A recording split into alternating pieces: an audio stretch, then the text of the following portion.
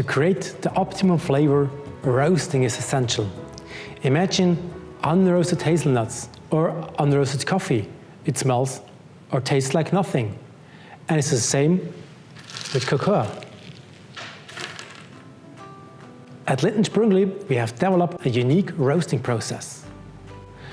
I cannot share all the details with you because it's a secret, but it's mainly about temperature and timing. After roasting, the beans and the other ingredients, such as sugar,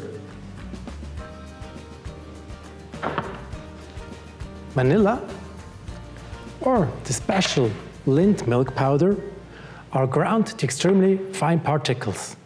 Also, this process is done in our own facilities, and we would not leave it to anybody else. If you would skip the grinding, our chocolate would be very sandy or gritty, and you would not be able to experience the smooth melting sensation Lindt products are so famous for.